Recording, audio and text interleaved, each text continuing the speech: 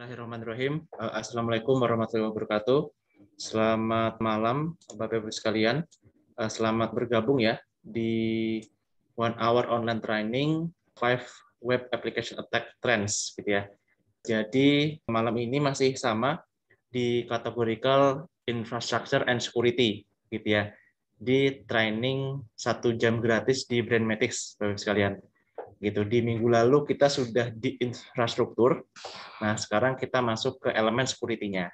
Gitu. Nah, yang kami pilih sebagai materi adalah 5 tren gitu ya. 5 hype, 5 yang sering terjadi serangan di web application. Gitu. Berangkat dari beberapa studi literatur, dari OWASP gitu ya, OWASP, sama satu lagi dari yang real saya alami Bapak sekalian. Gitu ya, baik itu di pengembangan software kami ataupun di pengolahan website yang kami miliki begitu. Nah, nama saya Karno Bapak sekalian, Karno Nur Cahyo, mungkin yang di minggu lalu ikut materi Cloud ya, mungkin sudah tahu. Nah, yang belum tahu, saya izin menyampaikan profil. Jadi saya dari Salatiga Bapak sekalian, lahir di 23 tahun yang lalu. Begitu saat ini sedang ongoing S2 Bapak sekalian dengan peminatan data mining. Begitu kebetulan saya bekerja di 2 tempat, di Brandmatics sama di Branddev gitu ya. Di Brandmatics handle ujian sertifikasi internasional gitu ya, seperti Person View, kemudian Criterion, ISAKA gitu ya. Kemudian di Branddev ini sambilannya adalah proyek gitu ya, proyek pengembangan software ataupun proyek enterprise architecture gitu. Sekarang sedang mengerjakan di 2 tempat, ada di BMKG itu aplikasi sistem informasi petir, sama ada di Mabes Polri gitu ya, Binmas online system untuk Babin Kamtibmas begitu. Nah, itu tadi adalah taks wajib saya Bapak sekalian. Nah, ini adalah taks sunnah saya gitu ya. Jadi saya diberikan amanat khusus dari pimpinan di Brandmatics Corporation untuk handle seluruh situs yang dimiliki oleh Brandmatics Corporation. Dari mulai brandmatics.com, kemudian ilmukomputer.com, dan situs dari Pak Romi gitu ya, romi.satriawahonor.net. Saya handle, saya kelola pakai Google Search Console Bapak sekalian. Gitu. Dan di sini saya dapat banyak pengalaman gitu ya. Banyak dapat pengalaman serangan-serangan terkait web application. Gitu. Karena trafficnya cukup tinggi Bapak sekalian, apalagi ilmukomputer.com sama romisatriawahonor.net. Gitu ya. Brandmatics.com juga cukup tinggi traffic per bulannya. Gitu. Bahkan AdSense-nya masih jutaan masih bisa dapat gitu ya untuk AdSense romisatriawahonor.net, ilmukomputer.com dan brandmatics.com. Itu walaupun nggak sebesar dulu ya untuk AdSense-nya. Begitu. Jadi karena traffic-nya besar, jadi sasaran empuk gitu ya, sasaran empuk untuk serangan web. Gitu. Pernah kena phishing, pernah kena cross-site scripting gitu ya. Pernah kena SQL injection. Nah, itu sudah beberapa pengalaman yang saya rasakan gitu ya. Nah, makanya nanti yang saya ambil adalah beberapa case juga, case tadi yang saya alami Bapak sekalian gitu ya, di real case web-web yang kami miliki. Gitu. Kemudian Bapak sekalian, semua sumber gambar, semua sumber materi gitu ya, saya rangkumkan dari 3 textbook ini gitu. Karena basicnya kita pakai web application gitu ya. Saya kutip dari beberapa pengertian yang di PHP gitu ya, untuk penggunaan bahasa programnya. Dan yang paling banyak saya gunakan adalah bukunya Chris Sander nih ya, yang Pro PHP Security. Gitu, dari mulai serangannya sampai cara penanganannya. Gitu ya. Yang terbaru ini ada bukunya Ben Edmonds, Securing PHP Apps. Itu yang terbaru. Gitu. Nah, saya pecah jadi 2 materi ya, Bapak sekalian. Yang pertama, saya akan jelaskan kenapa kok aspek security itu penting, gitu ya. Kemudian yang kedua baru kita ke menu utama, Web Application Attack Trends. Gitu. Jadi 5 yang di bawah itu adalah 5 yang sering, gitu ya, yang sering terjadi di web apps. Gitu ya. Dari mulai serangan di form yang nomor 1, sampai saat ini yang sering adalah social engineering. Gitu ya. Nanti saya jelaskan satu persatu misalnya. Oke, saya mulai di the importance of security. Kenapa kok security itu penting? Gitu ya. Kenapa kok keamanan itu penting? Saya awali dari SDLC dulu sekalian. Gitu ya. Karena berangkatnya awal mula web apps itu dari pengembangan. Gitu, dari pengembangan. Makanya saya jabarkan siklus pengembangan software. Gitu ya, siklus hidup. Software development life cycle. Nah, berawal dari kegagalan project software. Jadi 50% lebih project TI itu gagal. Gitu ya. Ada yang menyebut dari Standish Group itu 42%, General Accounting Office GAO itu bahkan menyebut 53%. Gitu ya, project TI itu gagal. Kenapa? Karena dibatalkan sebelum selesai. Gitu ya. Oke, pengembangan selama 12 bulan atau mungkin 6 bulan. Gitu ya. Di bulan keempat dibatalkan misalnya. Gitu. Kami sebagai vendor gitu ya, kalau merasakan itu sakit hati gitu ya. Lebih sakit daripada putus cinta gitu. Nah, jadi dibatalkan sebelum selesai gitu. Jadi harusnya deadline atau selesainya 6 bulan, tapi sudah 4 bulan pengembangan di cut off dan nggak dibayar. Nah, itu makin sakit lagi. Selesai tapi tidak pernah dipakai gitu ya. Jadi oke, beres selama 6 bulan sesuai dengan deadline, tapi setahun kemudian gitu ya, setahun kemudian ketemu sama orang yang sama, Pak, aplikasi yang pernah dikembangkan kami dipakai nggak? Ternyata nggak, gitu ya, sama sekali. Bahkan nggak sampai sebulan sudah nggak dipakai gitu ya. Entah karena salah requirement gathering atau salah menangkap kebutuhan. Tidak bermanfaat bagi pengguna. Gitu. Oke, sistemnya jadi, tapi ternyata sama sekali nggak bermanfaat. Gitu. Entah nggak bikin efektif, malah bikin ribet misalnya, atau mungkin bukannya mengurangi cost, malah nambah cost kalau pakai aplikasi. Nih, jadi nggak bermanfaat. Nggak sesuai keinginan pengguna. Gitu ya. Pengguna maunya dipakai oleh 50 user, gitu ya. Tapi begitu dipakai 20 user, ambruk, nggak kuat sistemnya misalnya. Gitu.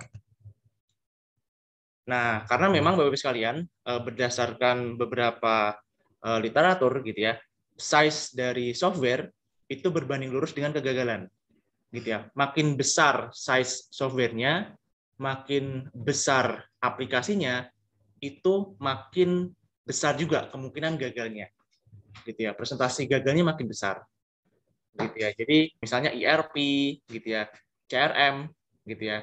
Nah, itu makin besar sistemnya seperti itu, berarti bisa jadi presentase kegagalannya juga makin besar. Nih, terkutip dari beberapa pengalaman gitu ya, dari 2004 sampai 2014.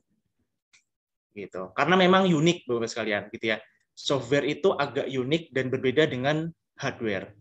Gitu. Kalau software tingkat kompleksitas dari produk itu tinggi. Gitu ya. Kemudian kemungkinan perubahan parameter dan fungsi yang sangat beragam. Gitu. Kalau dari hardware itu kompleksitasnya nggak terlalu tinggi. Gitu. Pengadaan software, pengadaan server gitu ya, server itu hardware. Nah, itu ya sudah server itu saja gitu. Kalau software kadang modulnya nambah atau mungkin kadang penggunanya mau diperluas, nih, jadi lebih kompleks. Terus dari SDM, kuantitas SDM tidak berhubungan dengan kualitas dan kecepatan kerja.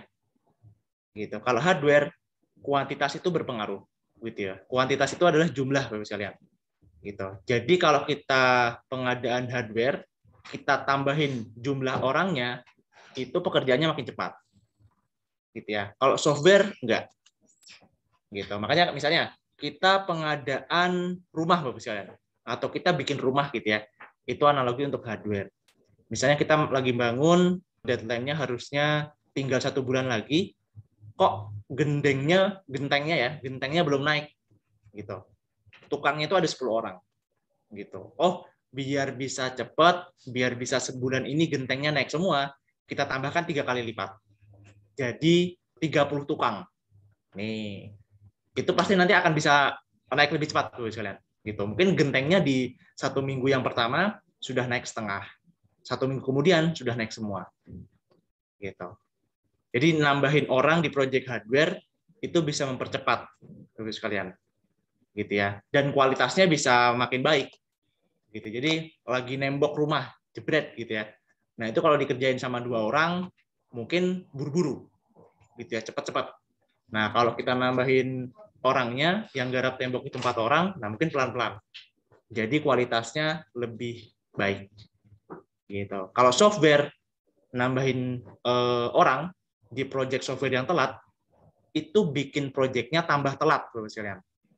Gitu. Jadi kuantitas SDM itu sama sekali nggak berhubungan, gitu ya. Makanya berbeda sama hardware. Visibilitas produk, kalau software itu nggak terlihat sama sekali, gitu ya, nggak terlihat secara kasat mata. Gitu. Kalau hardware terlihat tadi, rumah kelihatan, kalau software kan nggak kelihatan. Bahkan kalau ada cacat juga nggak kelihatan. Gitu ya. Kalau hardware, kalau rumah, misalnya gentengnya salah merek nih, beda merek, itu kelihatan. Gitu. Jadi memang unik. Nah, ada satu buku, Bapak sekalian, bukunya Albert Enders, gitu ya, di tahun 2003, berjudul Software Engineering Law, Bapak sekalian. Gitu ya. Hukum pengembangan software. Nih, ada sekitar 50 hukum, gitu, dan ini adalah hukum ke-36. Ya. Law ke-36, hukum ke-36. Hukumnya Brooks, gitu ya. Hukumnya Brooks, dia bilang, adding manpower, ya, adding manpower, nambahin orang, to a late project, ya, pada project yang telat, makes it later, bikin project tambah telat. Nih, ini jadi hukum Bapak sekalian, gitu. Jadi jangan sekali-sekali kalau project softwarenya telat nambahin orang, itu bukan makin cepat tapi makin telat, gitu. Karena dari Brooks juga bilang, bukan berarti hanya karena seorang wanita dapat melahirkan bayi dalam 9 bulan. Nih ya, satu orang wanita bisa melahirkan seorang bayi dalam rentang waktu 9 bulan. Bukan berarti bahwa 9 wanita bisa melahirkan bayi dalam 1 bulan. Nih, analoginya seperti itu, Bapak, untuk software. Gitu. Jadi nggak bisa dibalik-balik gitu ya. Kalau misalnya satu wanita itu melahirkan bayi butuh 9 bulan, gitu ya. Misalnya kita tambahin wanitanya jadi 9. Kan nggak mungkin bayinya lebih cepat lahirnya. Gitu. Nah, itu analogi yang bagus dari Brooks untuk membuktikan hukum ke-36. Nih. Gitu. Jadi jangan menambahkan orang di proyek yang telat. Bikin proyek tambah telat gitu. Nah, tantangan software ya ini ya, Bu. Jadi kadang analoginya beda-beda. Antara customer dengan semua anggota tim itu beda-beda. Gitu ya. Makanya tantangannya adalah apa yang diminta customer itu yang kita berikan kepada customer. Gitu. Nah, kadang mereka kemana-mana gitu ya. Aslinya mintanya ban gitu. Tapi diawali dari ini mintanya ayunan dengan papan 3. Nah, makanya kita sebagai pengembang software itu disarankan untuk bisa menangkap kebutuhan mereka. Nah, ini sulitnya gitu ya pengembangan software, tantangannya. Lagi di hukumnya software engineering gitu ya, di bukunya Albert Enders bilang requirement deficiencies are the prime source, gitu ya. Kegagalan menangkap kebutuhan adalah faktor utama penyebab proyeknya gagal. Nih, gitu. Jadi kalau kita salah menangkap kebutuhan customer, itu jadi titik krusial, titik pertama bikin proyek kita gagal ke belakangnya. Gitu. Dan Albert Enders naruh itu di hukum pertama misalnya. Nih, di hukum pertama. Kalau tadi hukumnya Brooks, kalau ini hukumnya Glass. Nih, dikutip tahun 98. Gitu, ya tantangannya seperti itu. Dan dari Brooks bilang, kalau kita ngembangin software, itu tidak ada yang namanya silver bullet, Bapak sekalian. Gitu ya, silver bullet itu adalah jurus utama, jurus pamungkas. Gitu ya. Kalau di analogi di Amerika, silver bullet itu adalah sebuah peluru perak yang digunakan untuk membunuh semua vampir. Gitu. Pokoknya kalau kita punya silver bullet, aman. Semua vampir mati. Gitu. Nah, beda. Kalau software, nggak ada, kalian. Nggak ada yang namanya peluru perak. Gitu. Misal, metodologinya kita pakai waterfall. Udah tuh pakai waterfall pasti semua pengembangan software berhasil. Enggak juga, Bapak sekalian. Gitu ya, enggak juga. Terus kita ngembangin software, silver bullet-nya misalnya selama 1 tahun. Enggak juga, Bapak sekalian. Kadang 1 tahun juga gagal. Gitu. Makanya software engineering problem adalah tidak ada yang namanya silver bullet. Gitu ya, Brooks lagi yang bilang. Nah, sebenarnya software berkualitas itu apa? IEEE bilang, pertama sesuai kebutuhan, kedua ada keuntungan. Itu saja syaratnya. Gitu. Jadi kebutuhannya terkait security misalnya. Oh, bisa aman dari serangan SQL injection. Nih, sesuai kebutuhan. Gitu. Nah, ini saya analogikan pakai Gojek gitu ya, Bapak. Jadi sesuai dengan kebutuhan kita, jadi kita bisa kemana-mana, mobilitasnya gampang. Terus ada keuntungan gitu. Jadi pengeluaran kita bisa lebih kecil daripada kita pakai ojek offline. Nih, kalau di software development, kebutuhan disebut requirement, kalau benefit disebut business value. Gitu. Ini jadi software berkualitas intinya hanya 2, sesuai kebutuhan, ada keuntungan.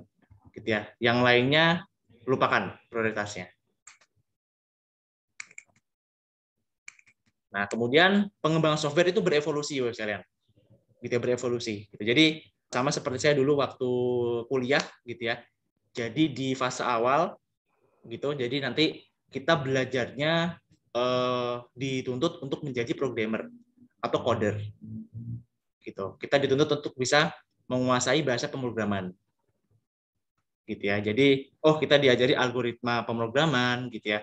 Kita diajari C++ nih untuk mengasah logika kita supaya bisa jadi programmer. Gitu. Atau mungkin pemrograman dasar, gitu ya. PBO1 nih.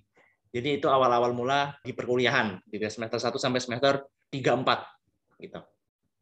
Di pertengahan perkuliahan, gitu ya, di semester 5, semester 6, kita diajari untuk bisa menguasai metodologi pengembangan software.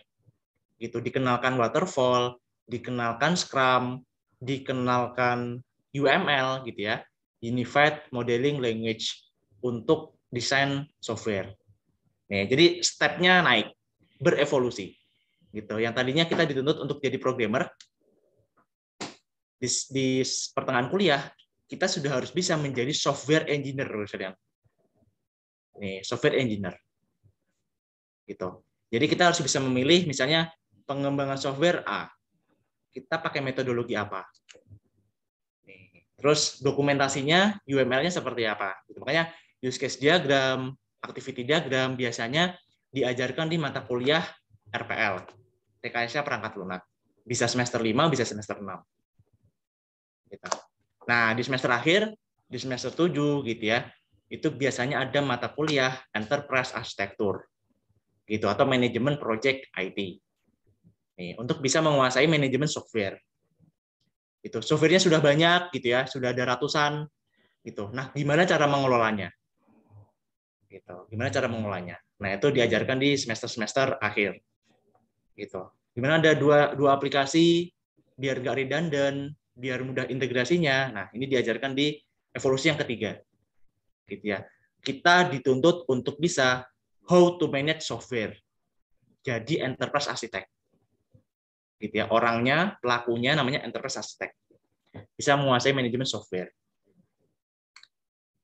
Gitu. Nah, kemampuan coding penting nggak sih? Penting. Tapi lebih penting untuk bisa membaca kebutuhan real masyarakat. Gitu ya, dan kemampuan analisis software yang kita kembangkan. Gitu. Contohnya kalau case hubungan dengan course hari ini, gitu ya, kita harus bisa membaca kebutuhan klien, gitu, bahwa security-nya itu selain harus di coding, di programnya, juga harus di servernya. Nih, misalnya seperti itu. Makanya mendidik programmer itu lebih mudah, Bapak sekalian, daripada mendidik sistem analis, software engineer, enterprise architect, gitu ya. Karena memang programmer itu setidaknya dia yang penting pengalaman, gitu ya, pengalaman, jam terbang, sering pegang coding, gitu ya, sering mengembangkan aplikasi. Nah, nanti dia akan jago sendiri. Gitu. Kalau sistem analis dan sebagainya itu biasanya bawaannya adalah analytical thinking. Gitu. Jadi harus bisa menganalisis. Gitu. Dan itu biasanya jam terbangnya sudah banyak, kadang dia analytical thinking-nya juga belum kritis. Gitu. Nah, kenapa kok mendidik programmer itu lebih mudah, Bapak Ibu sekalian? Karena lagi-lagi ada di hukumnya software engineering. Ya, software engineering law. Sekarang di hukum ke-43. Gitu ya. Hukumnya Normans. It takes gitu ya 5,000 hours to turn a novice into an expert. Nih.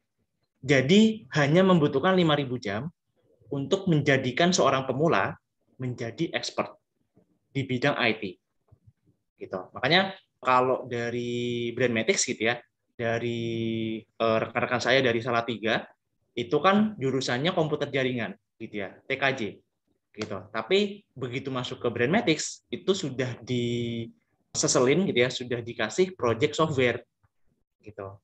Nah, di awal-awal keteteran, ngos-ngosan setengah hidup gitu ya prakteknya. Nah, tapi 4 tahun kemudian, 3 tahun kemudian, mereka sudah lebih jago daripada saya, misalnya.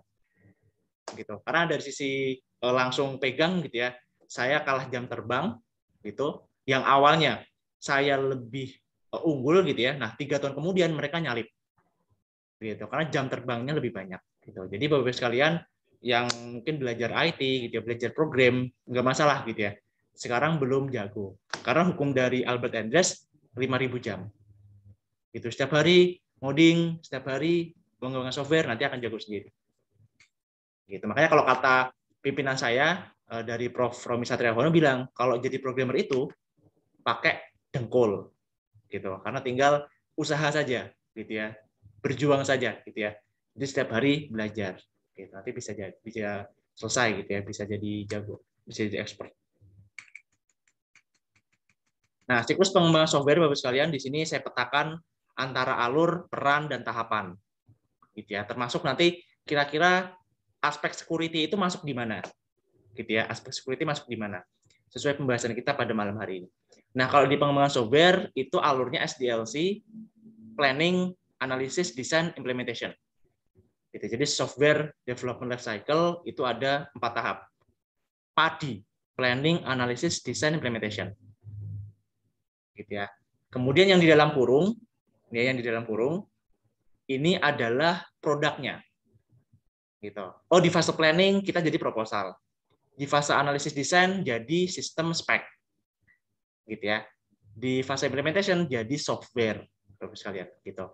Jadi kita nanti Bapak sekalian, software itu nggak ujuk-ujuk dikembangkan, gitu ya, nggak ujuk-ujuk langsung diimplementasikan, gitu. Tapi melewati dulu tahapan planning, analisis, desain, gitu. Nah, yang warna ungu,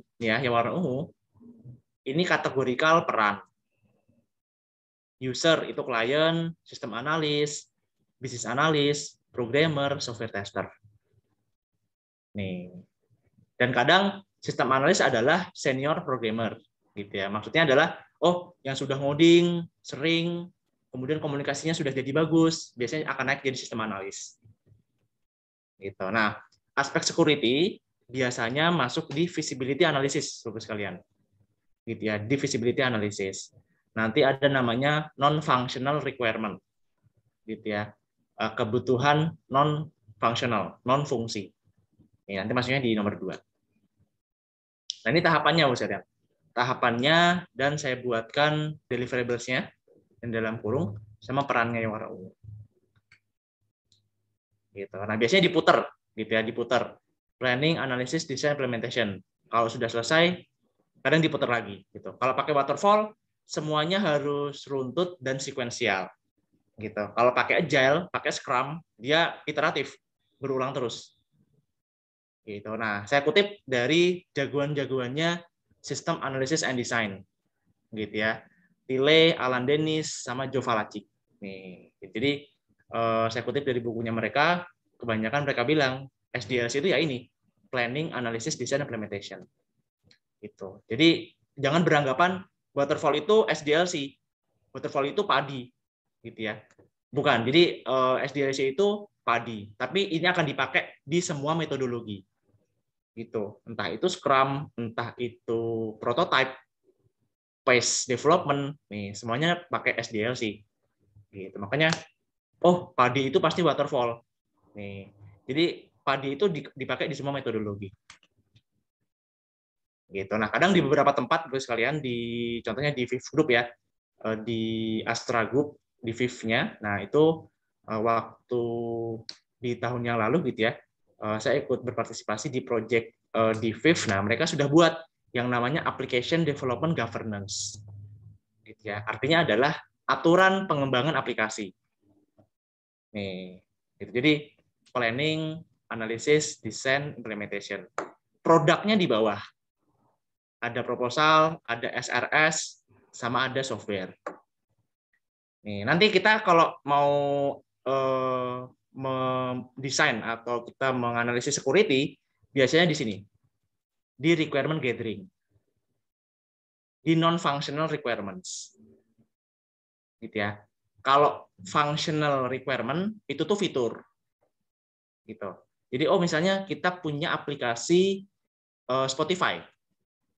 Functional requirement-nya apa? Bisa melihat daftar lagu, bisa mencari lagu, bisa memutar lagu. Nah, itu namanya functional requirement. Tapi kalau non-functional requirements, contoh, Spotify harus bisa diakses on selama 24 jam 7 hari. Nih, itu non-functional. Kemudian Spotify harus mengikuti standar security ISO berapa. Nih, itu non-functional requirements. Gitu ya. Nanti dia akan jadi produk-produk di bawah. Gitu. Nah, jadi requirements gitu ya. Nanti analisisnya di requirement gathering. Ada functional requirements, ada non-functional requirements. Gitu. Nah, tadi saya bilang kalau functional requirements biasanya adalah kebutuhan tentang fungsi software, fitur software. Nih, biasanya digambar pakai use case diagram. Gitu ya. Yang belum tahu use case diagram itu adalah sebuah diagram UML, Bapak sekalian, Unified Modeling Language, untuk menggambarkan fitur. Itu fitur-fitur di aplikasi. Contoh yaitu mass search for inventory.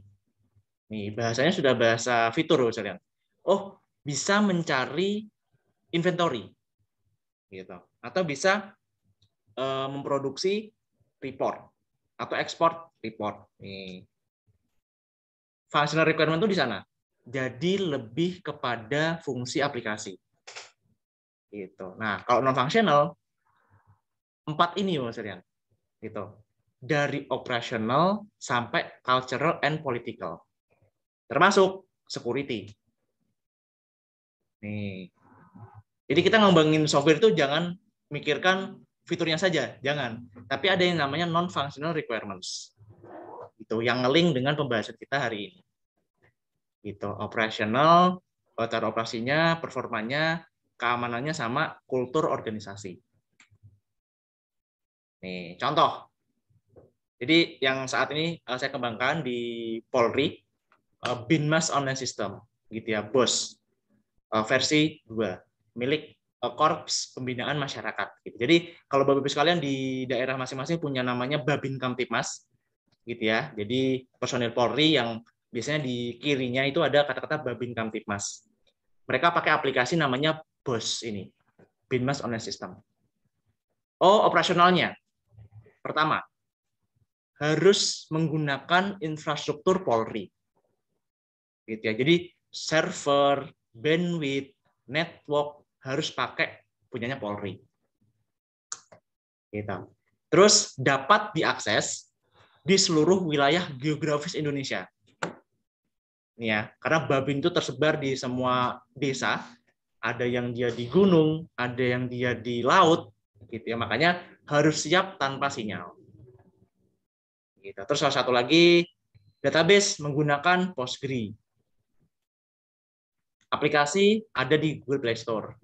Ini operasional loh sekalian. Nah, security gitu ya. Misalnya password harus pakai bcrypt. Gitu, harus pakai bcrypt. Bcrypt itu dia one way hashing. Gitu. Jadi dia satu kali hashing. Gitu. Jadi kalau sudah di encode, dia nggak bisa di decode. Gitu ya. Jadi misalnya Karno gitu ya. Karno itu kalau di encode jadi Brandmatics, gitu ya. Jadi kata-kata Brandmatics.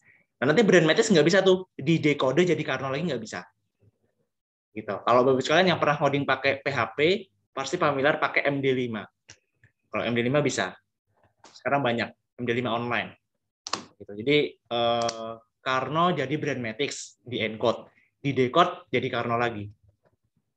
Gitu. Terus BOS menggunakan mekanisme 2FA, dua faktor authentication. Oh, login nanti konfirmasinya pakai WA. Login konfirmasinya pakai email. Nah, itu di keamanan. Di kinerja ini secara respon harus berapa detik dan sebagainya. Nah, atau di contoh miliknya berapa kementerian ya, pasti punya yang namanya JDIH. Nih, security-nya ya seperti ini. Gitu. Contoh, data harus di backup setiap 24 jam. Nih, jadi security requirements itu dibutuhkan misalnya untuk pengembangan software. Nyemplungnya di mana? Di non-functional requirements. Gitu. Nah, terus saya kenalkan sekilas Bapak sekalian tentang cyber security. Karena kita berangkatnya dari sana. Gitu ya. Ada cyber security, nanti di dalamnya ada information security sama computer security. Gitu ya. Nah, salah satunya nanti akan masuk di cyber security body of knowledge. Gitu. Nah, intinya adalah cyber security itu perlindungan terhadap sistemnya, datanya, sama layanannya. Gitu, itu cyber security. Jadi semuanya dilindungi. Gitu ya. Nah, kalau information security itu lebih erat ke kerahasiaan, integritas, sama ketersediaan informasi. Gitu, itu sub dari cyber security. Ada lagi namanya computer security, Bapak sekalian. Kalau computer security, Chris Sander bilang di bukunya yang tadi, Pro PHP Security adalah konsep sederhana supaya datanya itu aman dan tetap privasi. Gitu, intinya itu. Gitu ya. Jadi kalau datanya sudah nggak aman sama nggak privasi, berarti sudah mengeluarkan atau keluar dari kaidah computer security. Nih. Nah, core problemnya biasanya ada di secrets, shared resources, sama good netizenship. Gitu ya. Kerahasiaan, kata sandi, dikasih password, atau username login, gitu ya. Terus sumber daya yang terbatas, gitu. Kadang beberapa bandwidth, CPU terbatas. Sama satu lagi dari manusianya, good netizenship, gitu ya. Netizen yang memiliki kepribadian baik, gitu. Kalau di sana nggak baik, nanti tetap sama, akan dibobol juga security-nya. Nah, computer security punya taksonomi, CIA, NAPA, gitu ya, NAPA, gitu. Jadi kerahasiaan, terus harus punya integritas, harus ada autentikasinya untuk akses, terus sampai ke kita harus ada kontrol akses, gitu ya, di computer security kita. Nah ini, jadi ini taksonominya. Nih, jadi kerahasiaan informasi itu harus dipastikan tidak diakses oleh orang yang tidak berwenang. Gitu. Integritas. Informasi itu, data itu tidak diubah. Gitu ya. Kalau kerahasiaan, confident itu nggak diakses. Kalau integrity tidak diubah oleh orang yang tidak berwenang. Gitu. Autentikasi memastikan orang yang berwenang mengakses informasi itu. Gitu. Nah, makanya sebenarnya inti dari computer security gitu ya, itu adalah tiga ini maksudnya. Tiga ini yang pokok. Gitu ya. Nggak boleh diakses oleh orang yang nggak berwenang, nggak boleh diubah datanya. Nah, yang berwenang itu bisa mengakses. Gitu. Tiga itu yang utama. Kalau NAPA-nya itu NAPA itu adalah tambahan. Gitu ya. Nih, jadi non repudiation artinya adalah kalau misalnya ada pelanggaran atau mungkin ada ketahuan dibajak, nanti ada lognya. Itu non repudiation. Informasinya availability. Terus masih privasi sama satu lagi harus bisa dikontrol hak aksesnya. Gitu. Nah, ini adalah tambahan taksonomi security maksudnya. Nah, security privacy, arti kerahasiaan di computer security itu ada 4, gitu ya.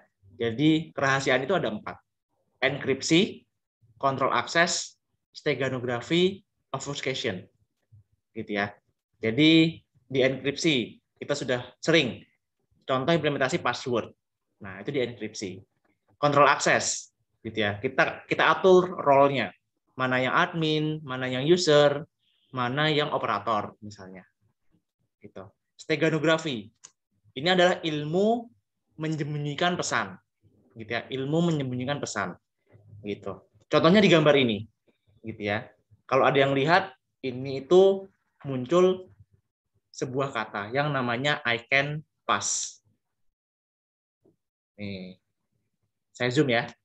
Nih, I can pass. Gitu. Jadi ini teknik steganografi, menyembunyikan sederhananya gitu ya. Terus obfuscation ini adalah membingungkan artinya. Gitu. Jadi rahasia itu adalah harus bisa membingungkan orang yang tidak berwenang. Gitu. Contoh yang di bawah, another person young is another person girl. Gitu ya. Di antara semua kata ini ada satu kata yang dia tidak italik, yaitu is. Ya, yaitu is. Semuanya italik. Nih, kalau detail diperhatikan, yang enggak italik adalah is. Ternyata di sana ada sebuah link, Mas Rian. Ya, perhatikan kursor saya. Saat saya mendekati is nih, dia jadi tangan. Gitu. Diklik ke brandmatrix.com ya. Nih. Itu istilah implementasi dari obfuscation secara sederhana. Jadi dia bisa membingungkan seseorang.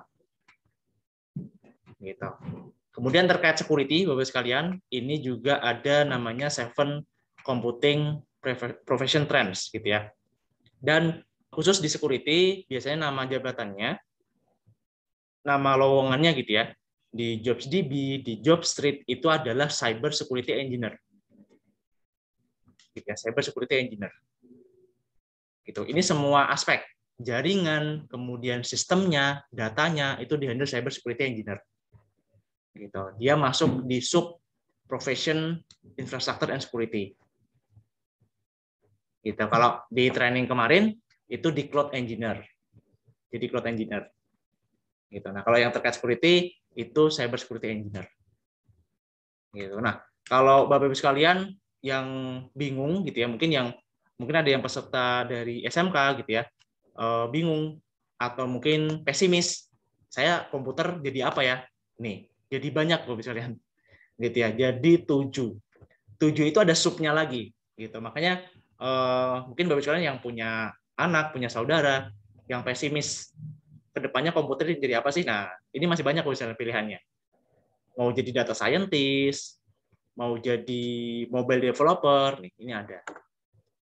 Gitu. Jadi nggak perlu apa ya, nggak perlu khawatir lah, harus tetap optimis. Gitu. Nah, cyber security engineer tadi saya sampaikan bahwa dia itu hampir seluruh aspek security, gitu ya, dari data, sistem, jaringan, gitu. Termasuk menguji kerentanan, gitu ya. Jadi kayak di Polri itu ada di divisi TIK, Divtik, Cyber Security Engineer-nya gitu. Jadi kadang kita pengembang kalau mau mengembangkan di Polri itu dicek dulu sama mereka. Gitu. Termasuk administrasi harian.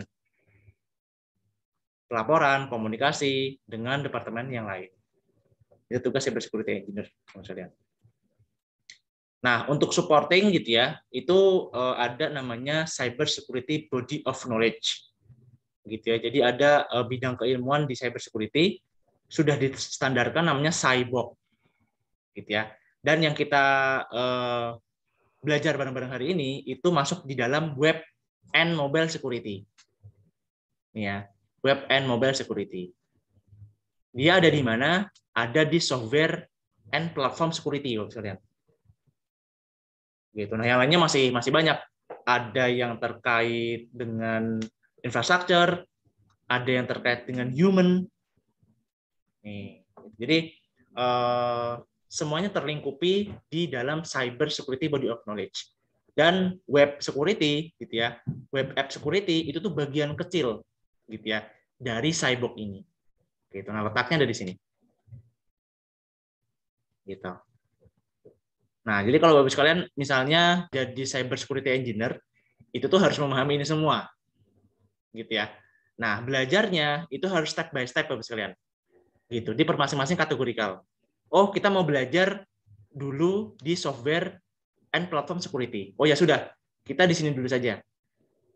Gitu, dibereskan. Web mobile security paham, software security paham, secure software lifecycle paham. Itu baru pindah ke grup yang lain. Jadi jangan silang-silang. Oh, kita belajar web, terus langsung belajar ke hardware security. Nah, itu jangan. Gitu. Jadi nanti takut tidak fokus. Gitu. Tapi intinya adalah web app security, dia masuknya di sini, Saudara. Nih. Gitu. Ini saya jelaskan satu persatu ya, Bapak sekalian. Human, organizational, and regulatory aspect. Ini terkait dengan manusia sama organisasi. Attack and defenses. Nah, ini terkait dengan serangan-serangan yang terjadi gitu ya. Jadi Bapak sekalian harus paham. Oh, ada Trojan, ada beberapa virus nih. Semuanya dipelajari di sini. Gitu. Ransomware nih, semuanya di sini. Gitu.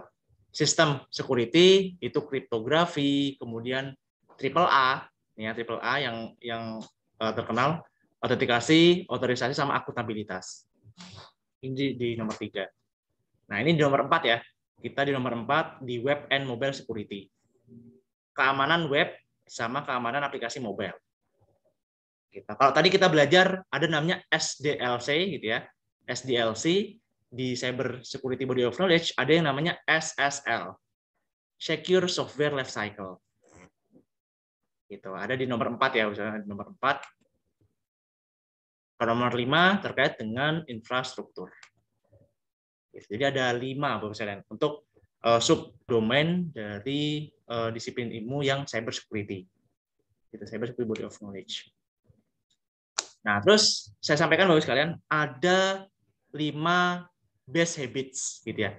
Habits itu adalah kebiasaan. Gitu ya, kebiasaan. Jadi semakin sering kita lakukan, semakin biasa nanti jadi seringnya kita gitu ya. Jadi kebiasaan kita.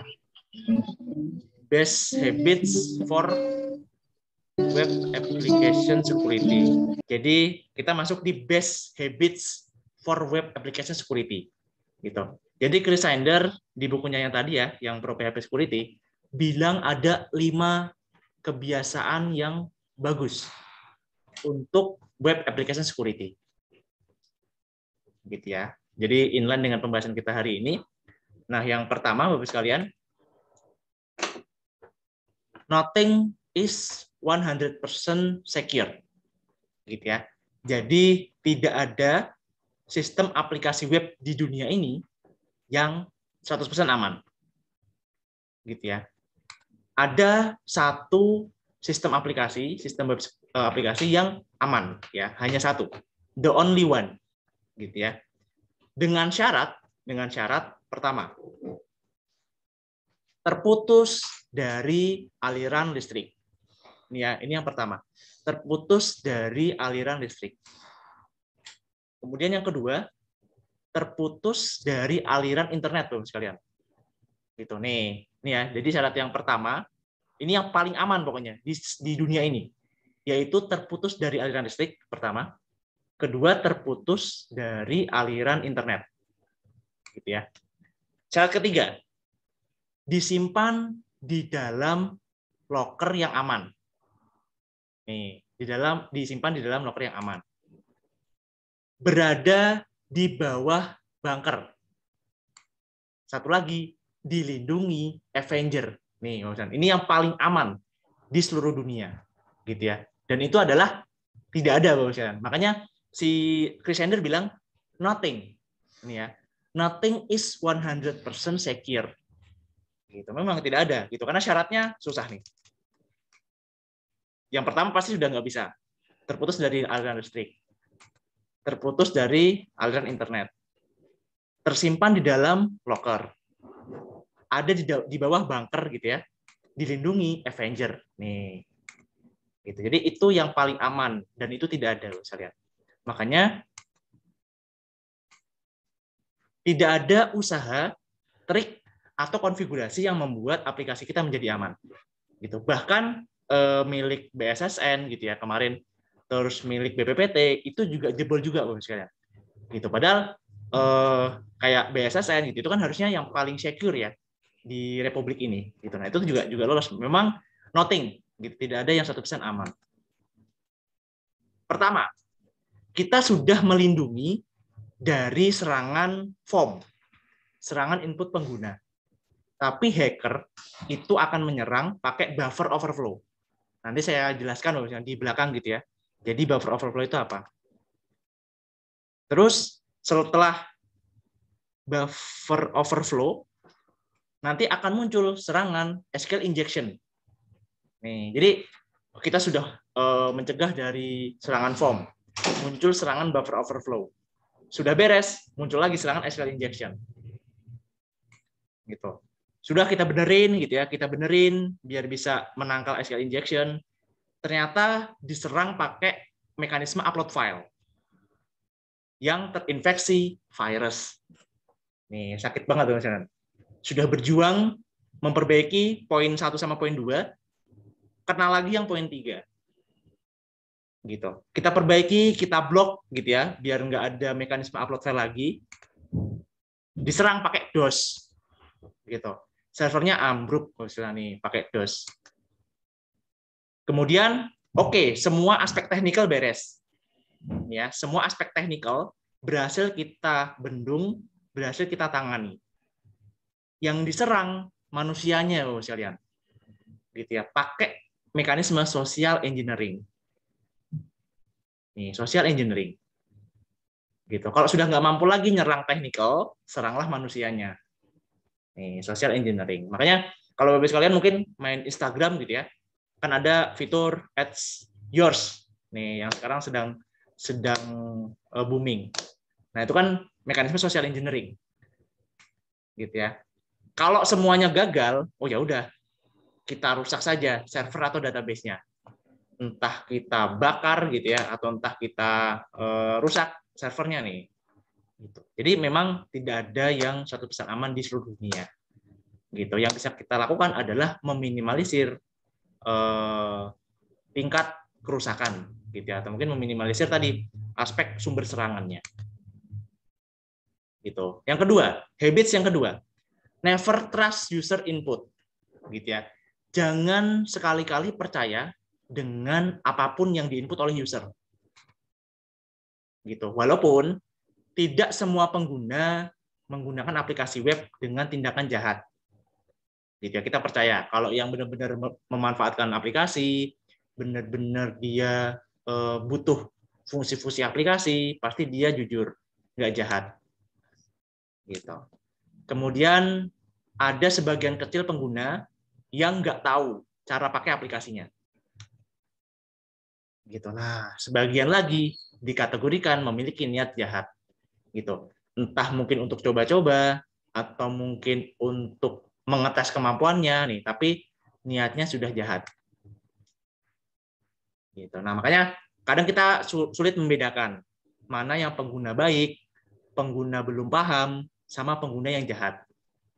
Gitu. Bisa jadi karena dia tidak paham, gitu ya. Karena dia tidak paham, dia tidak sengaja menghapus datanya. Itu sebenarnya tindakan jahat gitu ya. Cuma karena dia tidak paham. Gitu. Makanya kita tidak bisa membedakan. Gitu. Maka dari itu, karena kita tidak bisa membedakan, jangan pernah percaya. Never trust dengan pelaksanaan input dari user.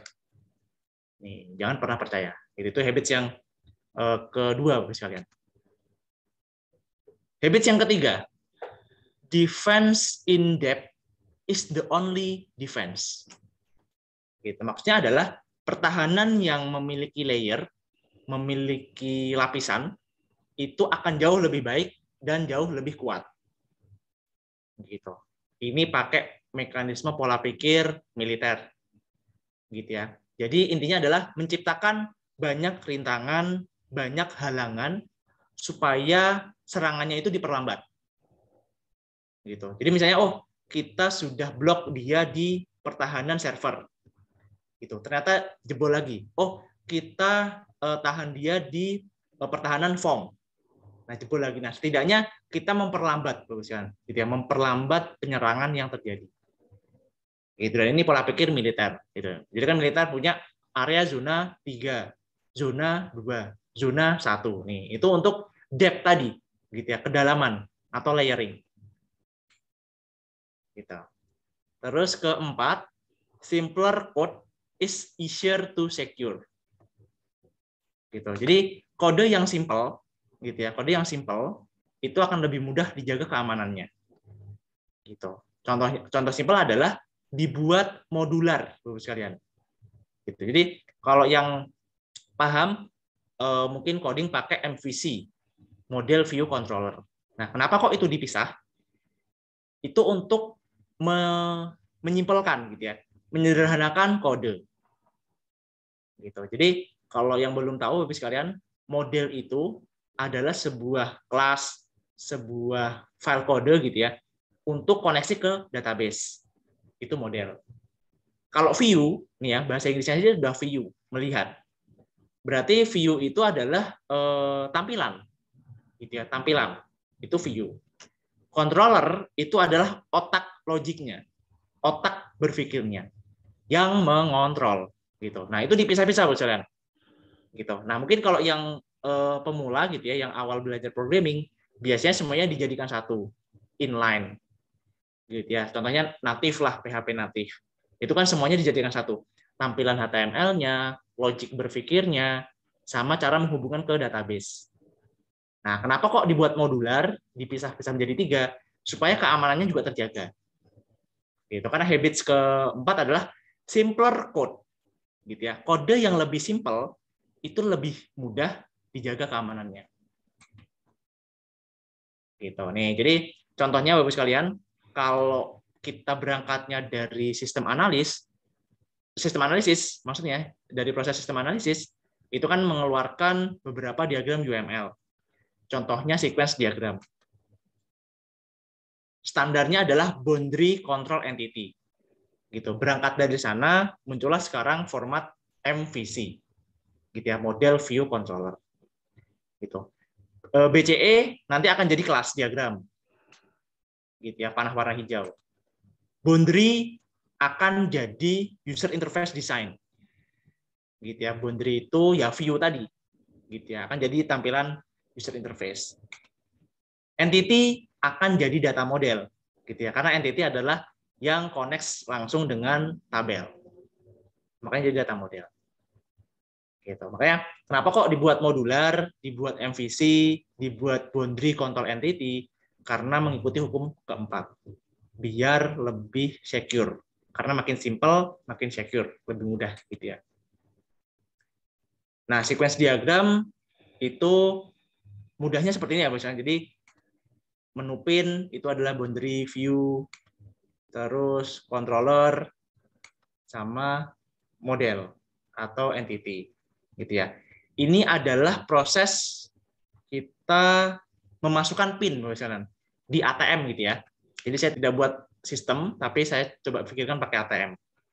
Gitu. Jadi kan kalau kita masukkan ATM, Bapak sekalian, itu kan masukin pin dulu. Jadi kartu ATM-nya masuk, kita masukkan pin di halaman menu pin. Nih, di halaman menu pin itu jadi boundary. Gitu. Terus si pinnya dimasukkan, jebret, nanti akan dicek di manajer validasi. Gitu. Jadi yang memerintahkan harus mengecek itu manajer validasi. Otaknya, controllingnya, makanya namanya controller. Nah, akan dicek di database gitu ya, di database yang menyimpan pin kita oleh si model. Gitu. Jadi itu cara kerjanya seperti itu. View itu tampilan, controller itu yang memikirkan logiknya, alur logikanya.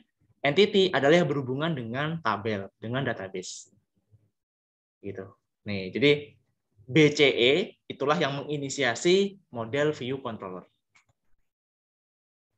Gitu. Kemudian habits kelima, Bapak sekalian, habits kelima ini adalah peer review is critical to security.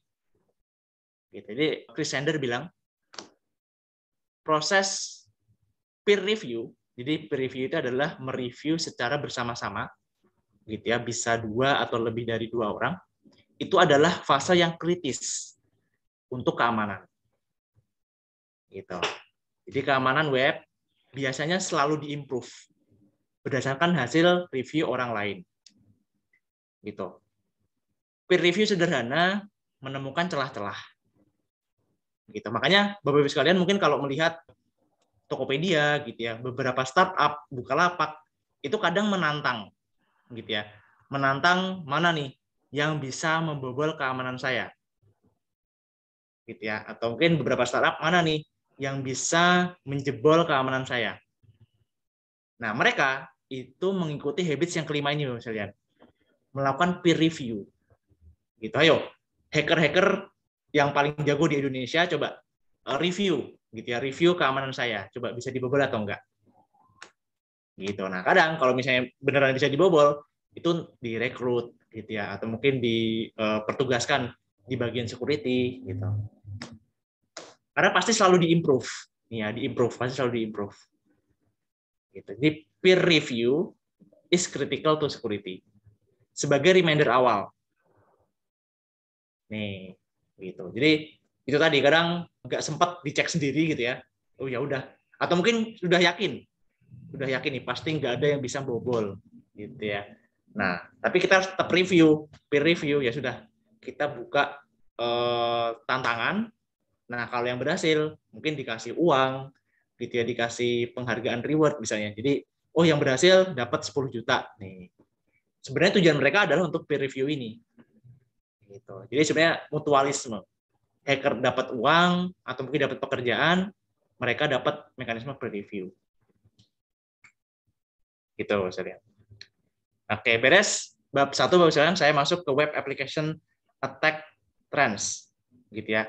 Dari mulai serangan web dari form 2.1 sampai nanti social engineering works. Gitu ya. Itu yang sedang tren Bapak sekalian untuk saat ini. Gitu ya, di web application attack. Validating and sanitizing user input. Gitu ya, memvalidasi dan membersihkan apa yang user input. Ini connect dengan yang tadi ya, yang hukum kedua. Jangan sama sekali percaya dengan inputan user. Gitu. Karena justru, kenapa ini nomor 1? Karena memang jumlah serangan yang paling mudah biasanya berangkat dari form, misalnya. Gitu ya, dari form. Gitu. Jadi serangan paling umum. Gitu ya. Entah disengaja atau tidak disengaja, itu dari form. Gitu. Makanya Bapak sekalian mungkin kalau misalnya tahu robots ya, robots.txt, makanya kenapa kok kita kalau misalnya nginput form, kadang kita disuruh pilih mana di antara gambar ini yang lampu merah, gitu ya, atau mana di antara gambar ini yang zebra cross, kita pilih 3. Nih, itu tuh untuk menangkal serangan ini, maksudnya serangan dari form input. Gitu ya. Makanya kita pilih 3 gambar atau mungkin kita pilih checklist dulu gitu ya. Supaya kalau yang tidak disengaja biasanya dari robot. Gitu, dari robot. Dia nyerang terus otomatis gitu ya, otomatis. Nah, nanti akan bobol sendiri. Makanya Google ada mekanisme seperti itu. Gitu. Oh, kita ngisi form itu suruh pilih gambar, suruh checklist gitu. Sumbernya biasanya pertama, pengguna memasukkan data yang tipenya nggak sesuai. Harusnya masukin angka, masukin karakter. Gitu. Ukuran tidak sesuai. Harusnya panjangnya cuma 15 karakter, dia masukin 30 karakter, 50 karakter. Gitu. Atau pengguna memasukkan escape karakter. Gitu ya, karakter khusus atau escape sequence atau kode biner bahkan. Itu sumber masalahnya biasanya. Sumber awal mula kenapa serangannya muncul. Itu. Nah, menginput dengan tipe yang salah. Contoh, inputnya malah string, gitu ya, di form yang number, gitu ya, di form yang number, gitu. Atau salah date format, gitu ya, salah date format. Gitu. Misalnya, oh format yang diminta itu hanya bulan sama tahun. Oh dia malah masukin sama tanggal sama hari, gitu. Atau image processing application. Gitu. Harusnya masukin gambar, dia malah masukin PDF dan sebagainya. Gitu. Termasuk ekstensi yang poin keempat, file system operation. Gitu. Terus serangan dari form itu juga sangat sering bersumber dari meta karakter, Bapak sekalian.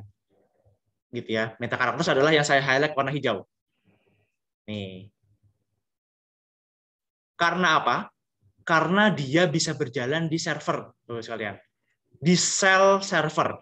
Gitu. Jadi kalau Bapak sekalian pernah melakukan administrasi server, pengelolaan server pakai Linux, gitu ya.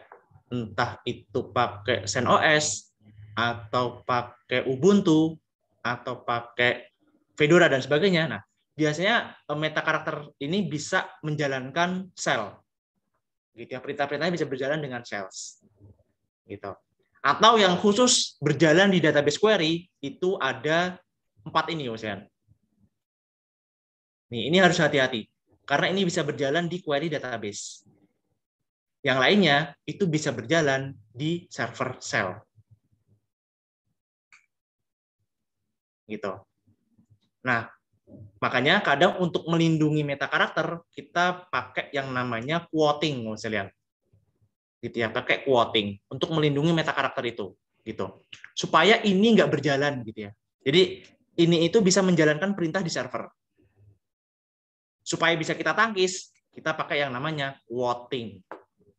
Pakai backslash, pakai single quote, atau pakai double quote. Nih. Gitu. Contoh, misalnya, contoh nih yang di shell ya. Kita pakai meta karakter yang namanya itu single quote. Gitu ya. Don't miss it. Ya, don't miss it. Nih, begitu kita enter, dia menjadi meta karakter. Yang ini. Gitu. Makanya dia minta kurung tutup, Bapak sekalian. Gitu ya. Oh, sorry, petik tutup. Petik tutup gitu ya. Jadi bukan kurung tutup tapi petik tutup. Nih. Gitu. Jadi dia minta ada petik tutupnya. Gitu. Dan saat kita jalankan, dia jadi don't miss it.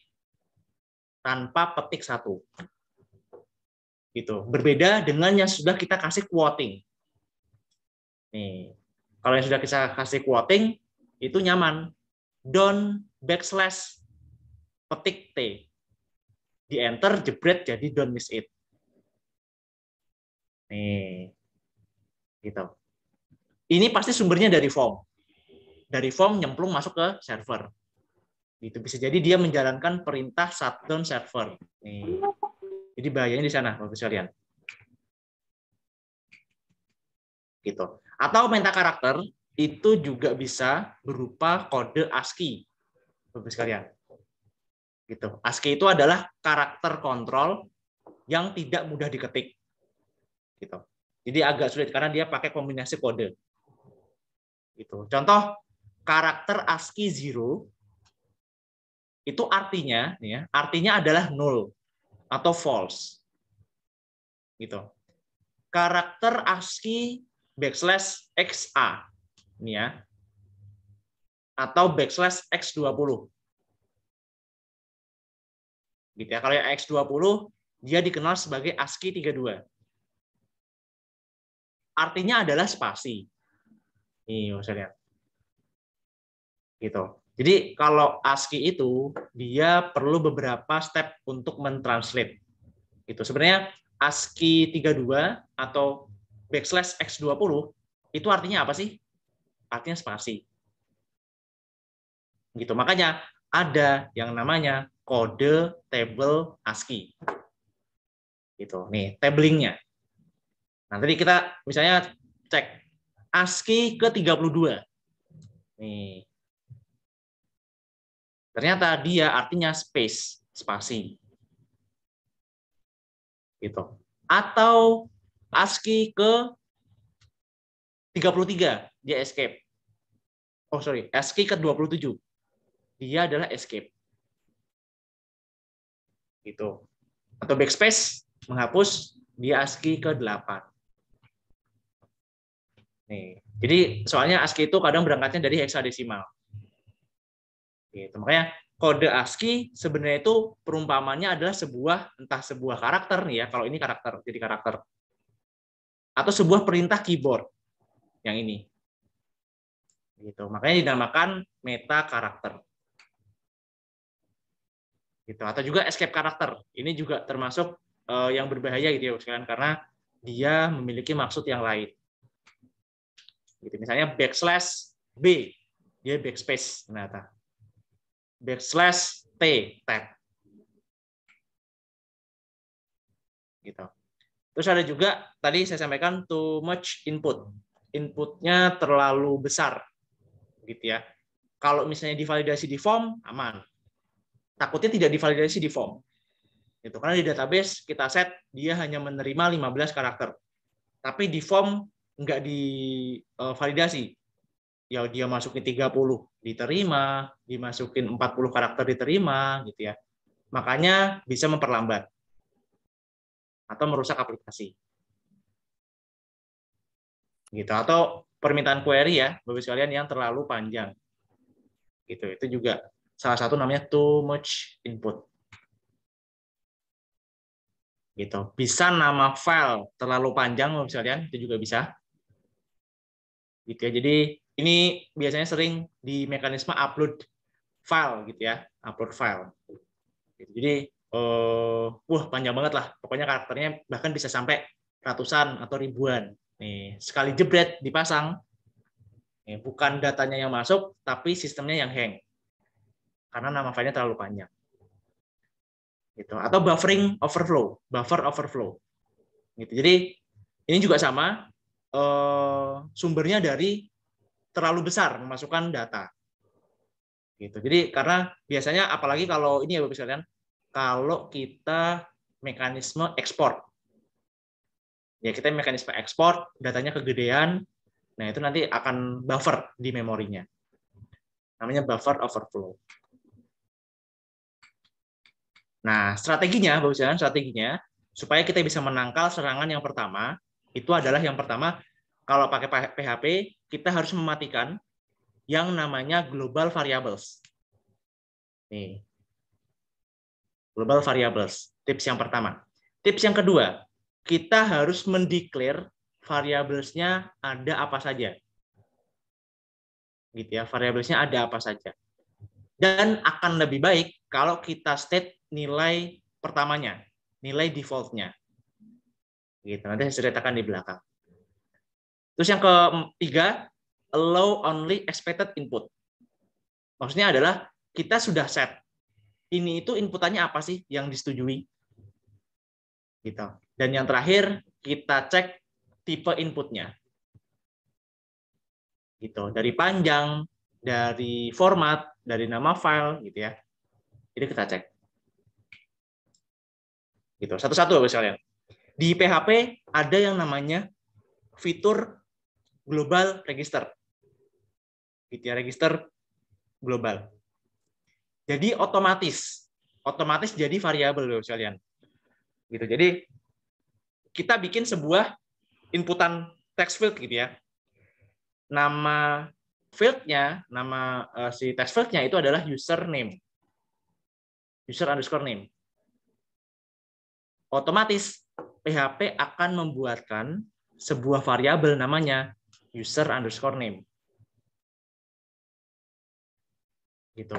Dan siap untuk diakses. Gitu. Nah, ini berbahaya Bapak sekalian. Misalnya, di inspect elemen, gitu ya, di inspect elemen dia ketahuan nama dari field-nya itu apa. Nah, otomatis langsung ditembak ke variabel codingan kita. Ternyata dia pasti punya satu variabel namanya user underscore name. Karena input type-nya itu namanya adalah user underscore name. Gitu. Nah, caranya, cara menonaktifkannya itu bisa pakai php.ini atau kalau sudah di production, sudah di development, itu biasanya di ht access. Gitu ya nih. Jadi php underscore flag register underscore globals dikasih 0. Gitu. Nah, atau kalau di PHP ini Bapak sekalian itu pilih register globals, pilih off. jangan di-on-kan. Gitu. Di bagian modul setting. Gitu ya. Terus yang kedua, kita declare variabelnya Bapak sekalian. Gitu ya. Kita declare misalnya, oh di program kita ada variabel apa saja sih? Gitu ya. Kalau di bahasa yang lain, Pascal, C, VB itu wajib, mandatory. Tapi kalau di PHP itu opsional. Gitu. Makanya kalau web dan pakai PHP itu disarankan kita declare dulu variabelnya apa. Gitu. Kemudian selalu menginisiasi ya, menginisiasi kira-kira variabel itu defaultnya apa. Gitu. Jadi di set adminnya itu awalnya itu false. Nih, jadi kalau bisa diisi juga di inisiasi awal, gitu ya, tidak kosongan. Walaupun di PHP itu bisa juga kalau mau kosongan seperti ini. Ini kosong ya, Bapak sekalian, tidak ada value-nya. Nah, terus allow only expected input. Gitu. Misalnya yang diminta itu cuma 3 inputan. Inputan model mobil, inputan tahun, sama inputan body style. Nih. Gitu ya sudah, kita kunci dia hanya menginputkan 3 itu. Kita pakai mekanisme for each, terus kita cemplungkan di if else-nya. Gitu. Terus tips yang selanjutnya adalah kita harus cek tipe dari inputan tersebut. Entah itu string, atau number, atau boolean, dan sebagainya. Kalau kita mau cek string, gitu ya, kita mau cek dia string atau bukan, kita pakai function namanya isString. Nih, kembali lagi Bapak sekalian, tujuannya adalah kita bisa menangkal serangan yang pertama, serangan yang tujuannya di form. Gitu. Kita mau minta ini tuh diisi string. Oh ya sudah, kita cek dulu pakai function isString. Contoh, kalau saya memasukkan sebuah nama orang, yaitu Anggita, ini nanti akan masuk ke database, berhasil. Gitu ya, karena dia adalah string. Gitu. Kalau dia memasukkan yang lain dan bukan string, nah nanti akan dilempar ke bawah. Inputan Anda bukan string. Gitu. Untuk apa? Untuk menangkal meta karakter tadi, Bapak sekalian. Gitu ya, sumber masalahnya di sana. Terus atau kita mau pakai fitur atau fungsi iset. Gitu ya. Jadi kalau iset itu adalah variabelnya sudah didefinisikan. Gitu ya. Kalau belum berarti dia akan jadi false. Gitu. Sudah sering dicek, kita cek juga type yang number. Gitu ya. Kalau number yang bilangan bulat bisa pakai is_int. Yang bilangannya pecahan gitu ya, koma gitu ya, itu pakai is_float. Gitu. Jadi tahun itu kan pasti bulat ya. 1997, 2021 nih. Kita cek is integer. Gitu. Jadi pasti dia nggak bisa memasukkan selain angka. Gitu. Terus kalau mau ngecek kira-kira ini tipe datanya apa, pakai getType. Gitu ya. Atau mau memaksa, misalnya value ini tuh harus kita paksa. Tipe datanya apa? Pakai setType. Gitu ya. Terus true or false dicek pakai function isBall. Gitu ya, boolean. Nih, misalnya kita tempel jebret di codingan. Nih, kita petanya satu-satu. Is numeric, is int, is ball, is float, is null, atau is string.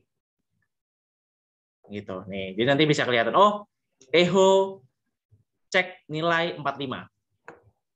Dia pasti akan keluar numerik. Gitu ya. Atau kita cek nilai halo. Nih, dia akan keluar sebagai ini string. Gitu. Kalau kita jalankan yang cek nilai kosong, nih, dia akan keluar yang inisiasi if ke 5. Nilai 0. Gitu. Jadi untuk mengecek tipe datanya, Bapak sekalian, ini benar atau tidak, gitu ya. Nah, kemudian dari beberapa function, Bapak sekalian, itu kita bisa cek, misal, ini ya, ini di bukunya Chris Sander tadi juga kasih contoh gambar ini, bagus. Misalnya kita pakai function isSet sama function isString, gitu ya. Kalau dia kosong, gitu ya, dia kosong nggak input apapun, itu akan bernilai true, Bapak sekalian, gitu ya, true, benar, gitu.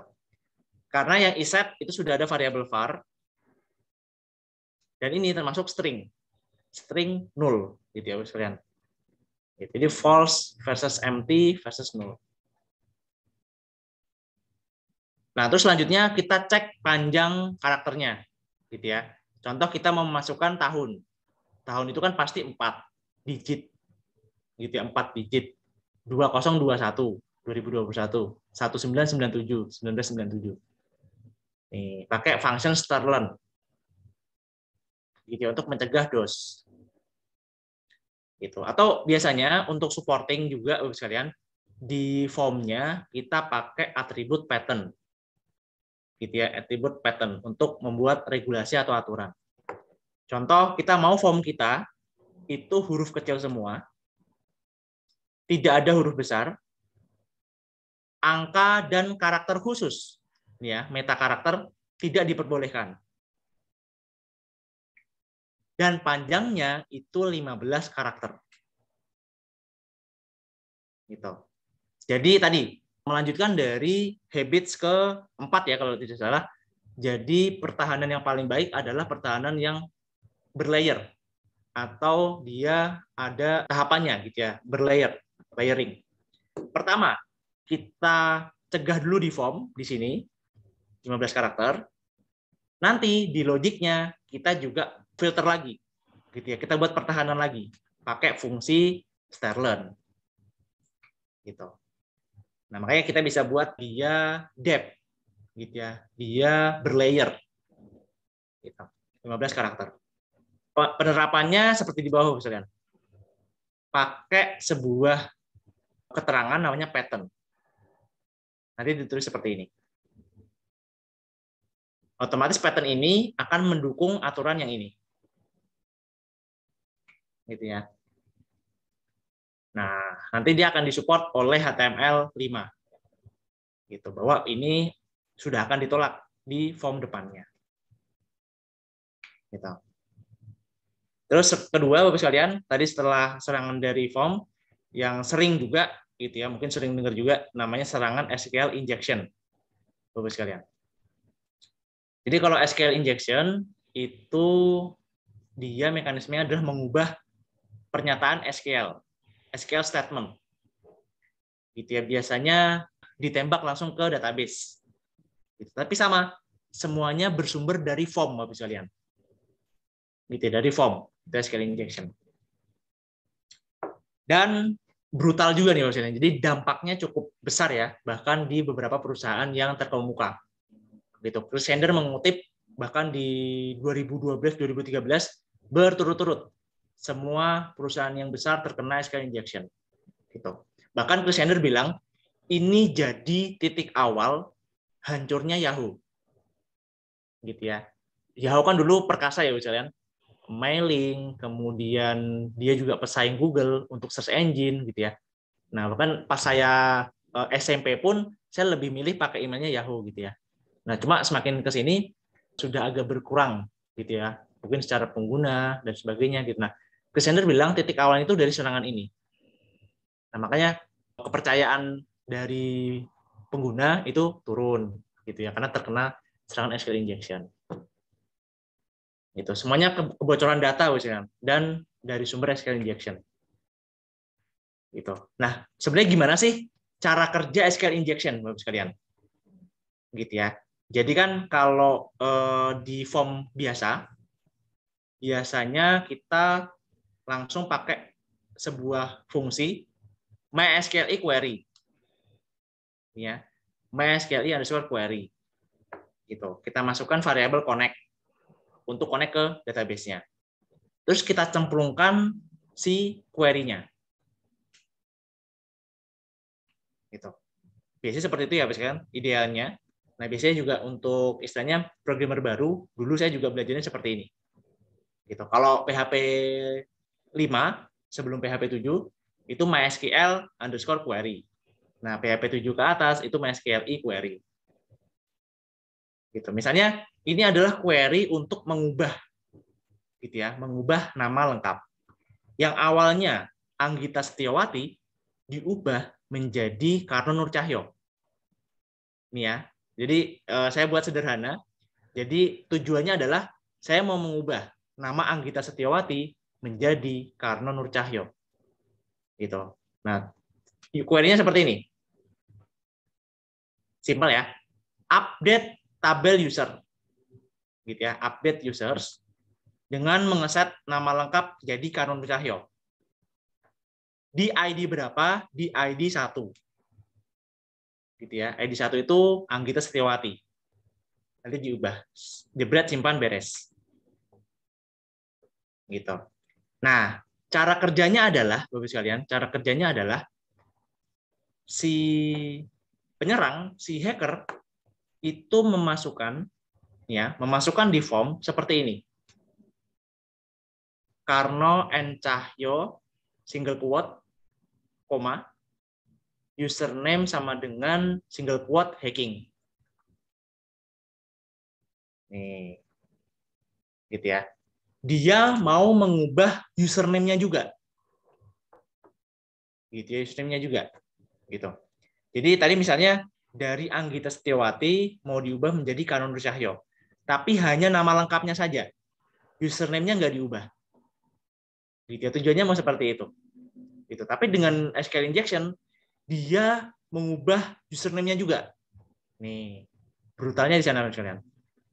Gitu. Atau contoh lebih gampangnya Bapak sekalian, saya itu mau mengubah yang awalnya Karno Nur Cahyo jadi Karno N Cahyo, gitu ya. Saya pakai istilah nama tengah disingkat, gitu ya. Nah, saya mau mengubah itu saja, gitu. Saya nggak mau mengubah username saya. Misalnya username saya namanya Karno NC, username-nya ya.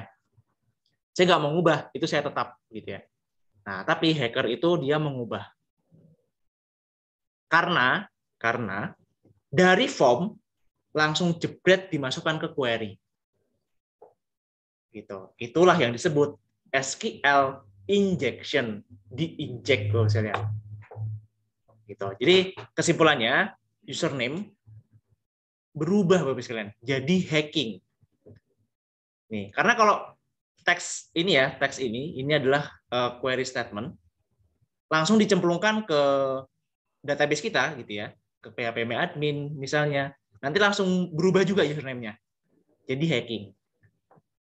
Gitu. Jadi karena dia memasukkan form nama lengkap dimasukkan ke dalam sini. Gitu, ke dalam yang warna merah. Itu otomatis ya sudah wassalam. Digandeng sama dia. Nama lengkap sama dengan Karno N Cahyo sudah di single quote ya. Koma username diubah jadi hacking. Itu berubah jadi username-nya hacking. Gitu. Atau contoh serangan lagi Bapak sekalian, contohnya adalah kalau tadi kan query update, ini query select. Gitu. Ada lagi yang berbahaya adalah kalau dia mengubah menjadi OR 1 sama dengan 1. Ya, OR 1 sama dengan 1. Itu sama di manapun ya, di Postgre, di MySQL, itu akan bekerja Bapak sekalian. Gitu ya. Misalnya select bintang from student where name Budi OR 1 sama dengan 1. Nah, query ini itu akan mendapatkan semua data Bapak sekalian. Gitu, akan mendapatkan semua data. Itu. Kalau yang ini update itu akan mengubah semua data. Ini ya, OR 1 dan 1. Kalau ini akan menghapus semua data. Ya, ini lebih parah lagi nih. Dihapus gitu ya sama si SQL injection. Yang bawah lebih sakit lagi. Sudah dihapus datanya, di drop tabelnya, gitu ya. Nih. Sama sekali nggak ada yang disisakan, gitu. Karena memang query-nya nyambung, Bapak sekalian. Query-nya nyambung, terus kita nggak filter di form, oh ya sudah, wassalam. Nanti akan kena SQL injection. Gitu. Cara mencegahnya, ya, cara mencegahnya Bapak sekalian. Cara mencegahnya sama, tipe dan panjang value harus dicek, gitu ya. Bisa lewat pattern tadi dari form atau pakai logic, gitu ya. Tadi pakai strlen, gitu ya, dan sebagainya, gitu ya. Kalau tipe tadi ada isString, ada juga isInt, gitu ya. Terus lakukan pengecekan terhadap input yang pakai semicolon, gitu ya, titik koma atau colon, gitu, atau koma. Gitu. Jadi pakai strpost, gitu ya, fungsinya.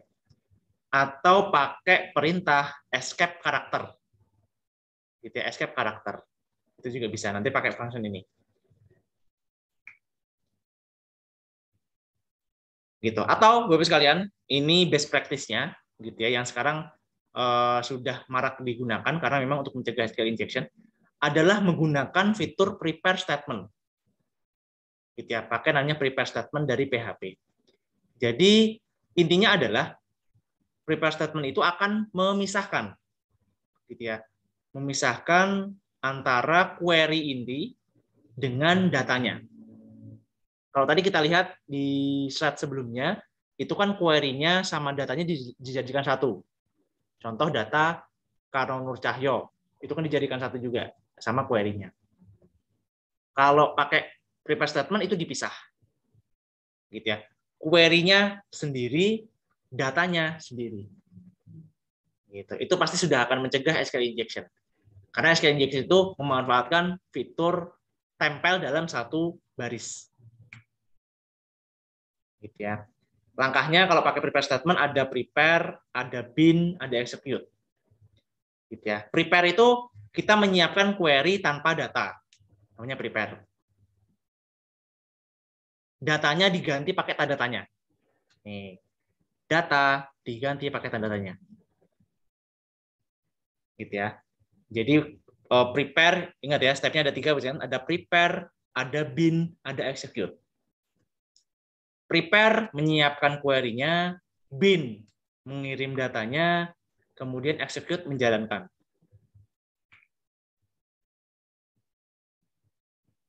Langkah prepare. Ini ya, langkah prepare itu dipisahkan. Query-nya full kita tulis, tapi data yang didapat dari form, dari inputan, kita ganti pakai tanda tanya. Nih. Gitu ya. Kemudian kita pakai bin. Gitu ya, kita pakai bin. Gitu. Jadi kita dapat nih tadi data perubahan menjadi nama Karno N Cahyo. Kita pakai bin gitu ya untuk menangkap. Nah, bin sendiri nih ya, bin itu juga dikunci per variabel, per tipe data.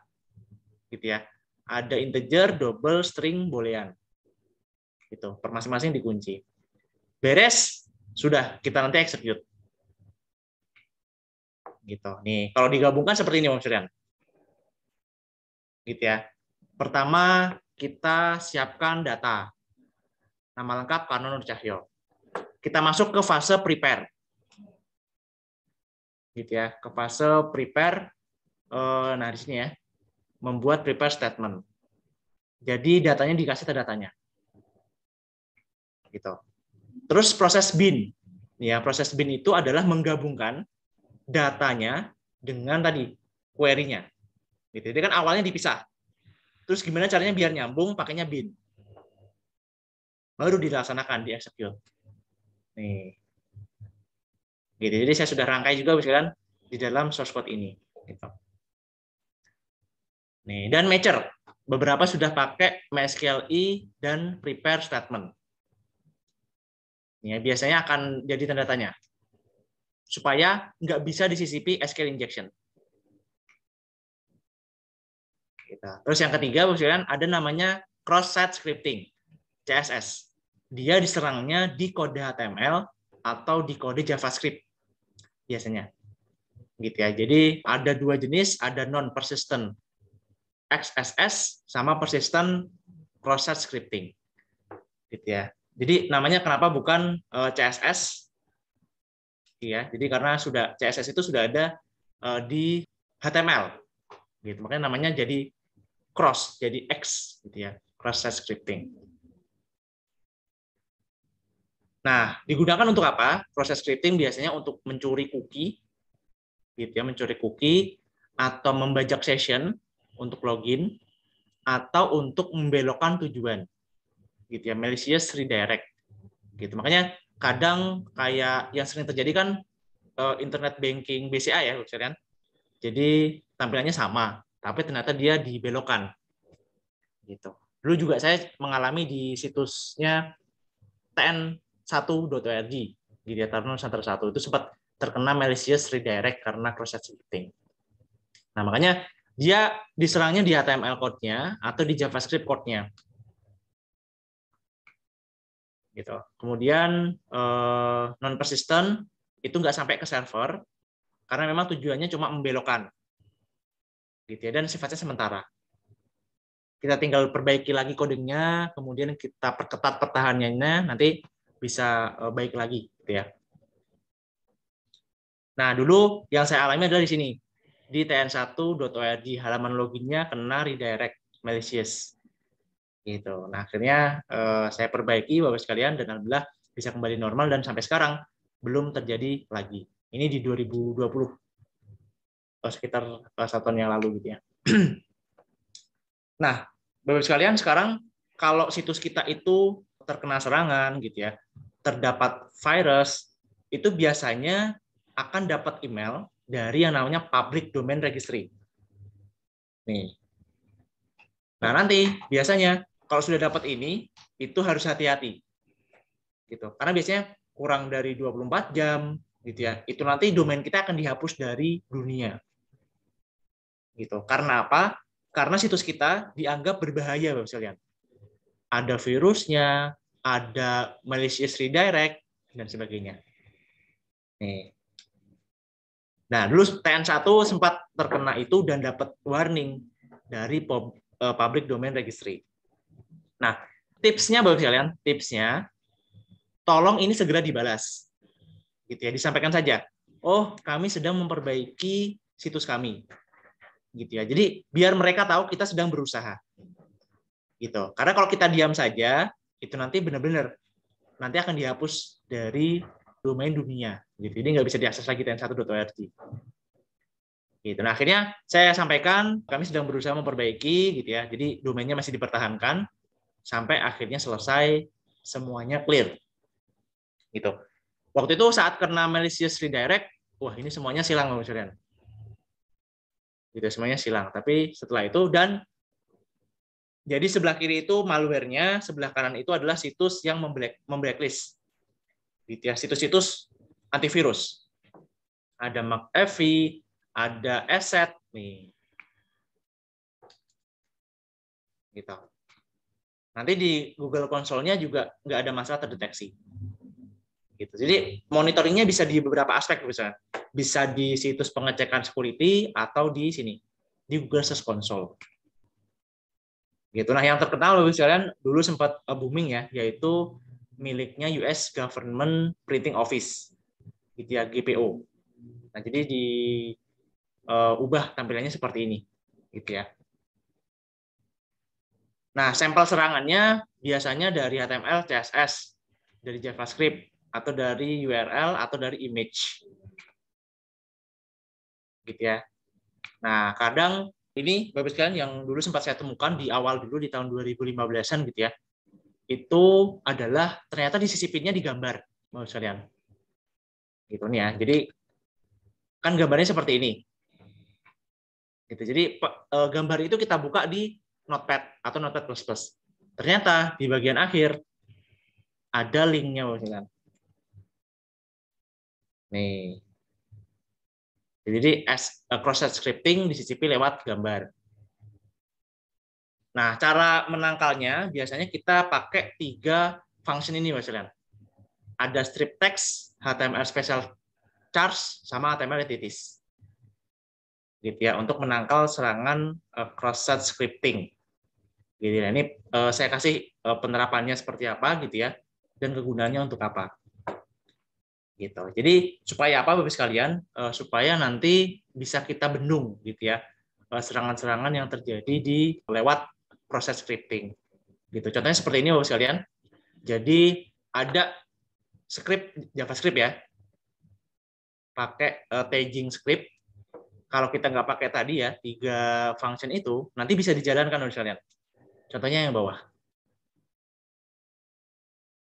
Gitu ya, dia jadi pop up. Gitu. Tapi karena kita mau menangkal itu, kita pakai function 3 tadi, HTML special charge, HTML titis, nanti dia nggak akan bisa dijalankan. Dia akan seperti ini. Ya script jadi script gitu. Terus tag tutup script gitu ya. Slash script, jadi saya script nih. Jadi kalau yang atas ini hasil akhirnya, yang bawah ini kalau dijalankan. Dan yang berbahaya itu yang dijalankan. Gitu. Nah, HTML entities nggak jauh beda gitu ya. Jadi untuk menangkal inputan-inputannya bagusnya. Terus, nah ini situs untuk saya cek keamanan web Bapak sekalian. Biasanya saya pakai ini, sitechsukuri.net.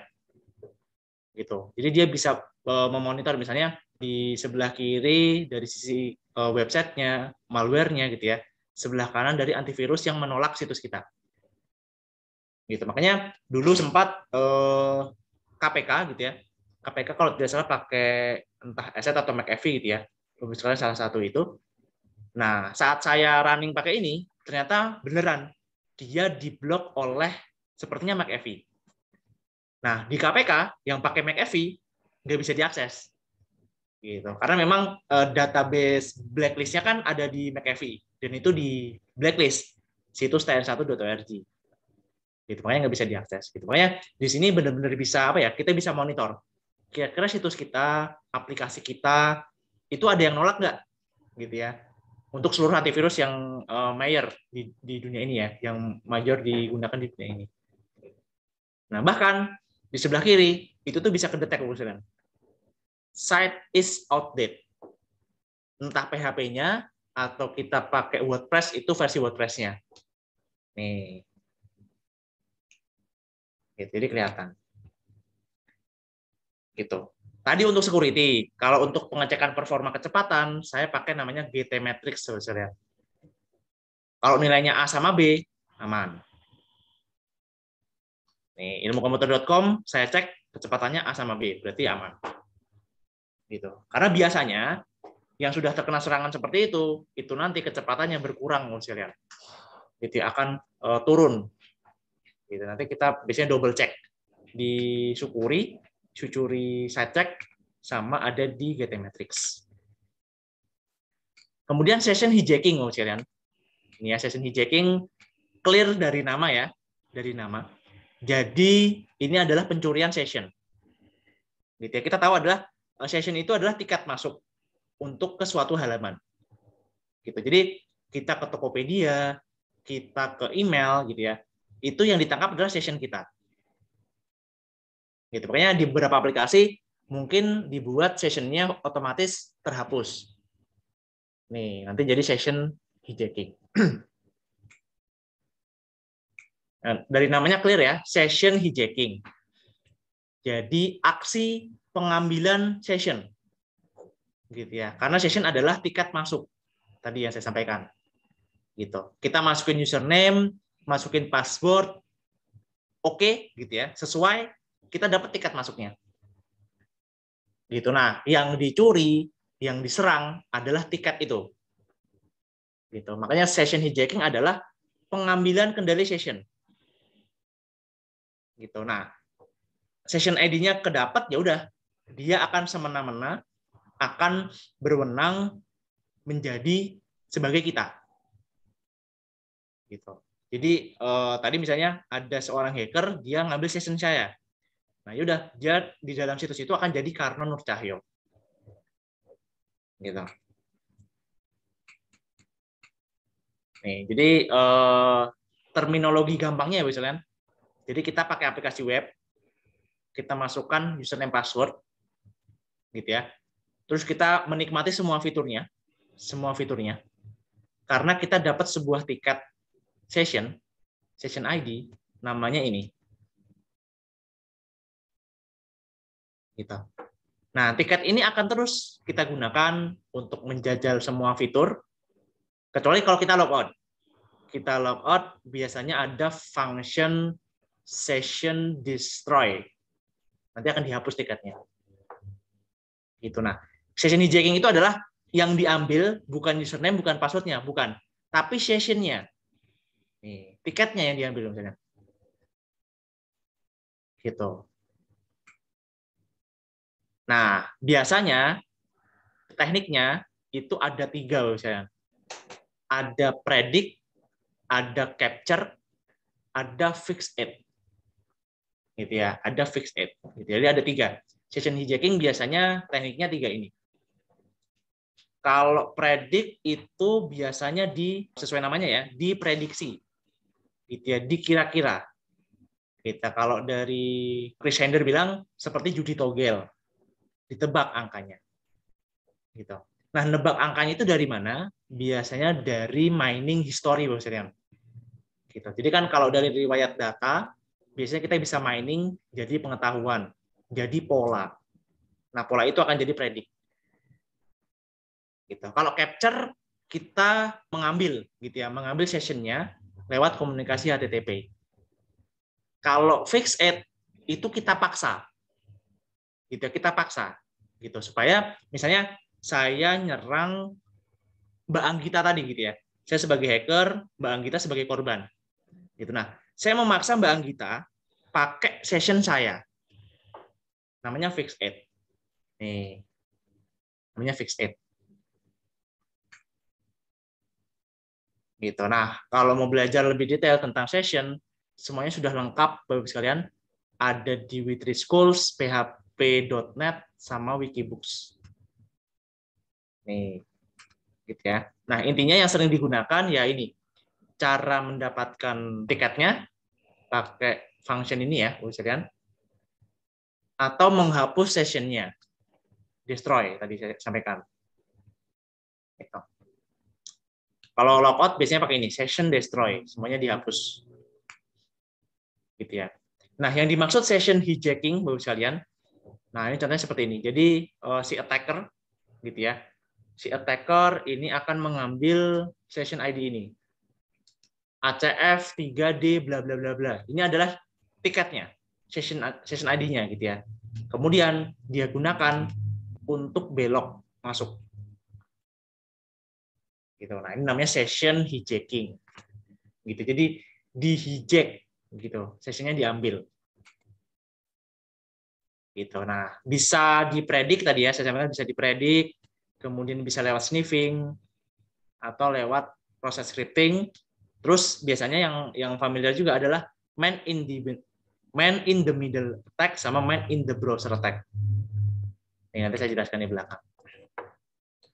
Nah, kalau man in the browser attack, dia itu ada di browser Bapak sekalian untuk ngambil session kita. Gitu. Berawal dari apa? Berawal dari malware biasanya. Entah itu di email atau di WA atau di SMS gitu ya. Sekarang kan pasti ada link-link yang jahat malware seperti itu ya. Nah, nih saya buat rincian nomornya misalnya. Gitu ya. Satu user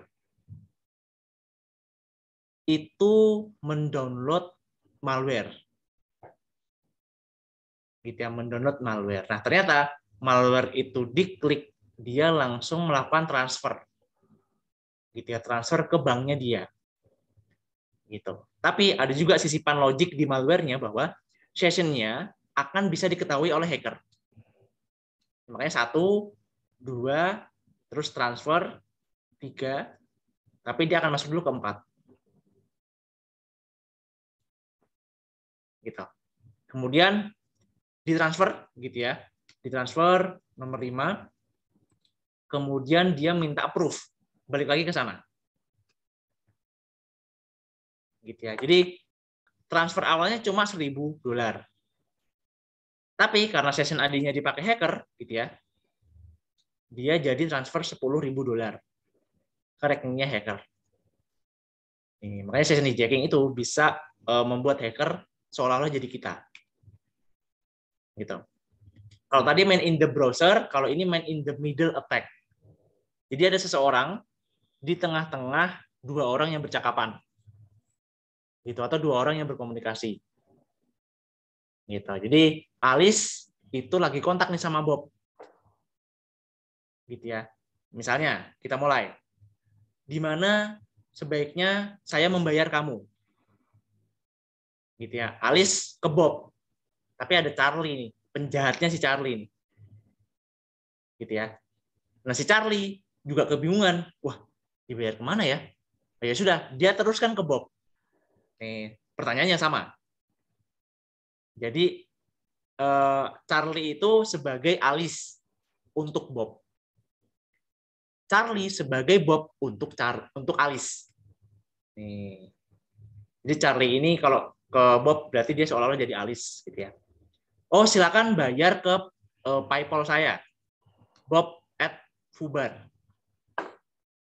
Terus dia tahu, oh oke, ternyata sudah terbiasa pakai PayPal. Ya sudah, dibayarlah ke PayPal, tapi PayPal-nya Charlie. Ya, mungkin si Alice nggak ngeh. Oh, mungkin memang akunnya namanya Charlie@fubar, bukan Bob@fubar. Gitu. Oke, Don, gitu ya. Dan sudah dikirim bukti bayarnya ke Charlie@fubar. Gitu. Si Charlie juga bilang sudah dikirim ke Bob@fubar. Gitu. Nah, jadi seperti ini, Pak. Man in the middle attack. Jadi Charlie itu ada di tengah-tengah. Gitu. Atau satu lagi session fixed action. Jadi dipaksa. Itu ya, dipaksa. Alur logiknya ada di nomor ya, Pak Sarian. Ada di nomor. Jadi attacker itu login dulu, gitu ya. Login dulu, kemudian dia dapat session ABCD. Nah, kemudian si attacker itu kirim sebuah malware ke korban, victim. Website.com session ID-nya ABCD ini ya.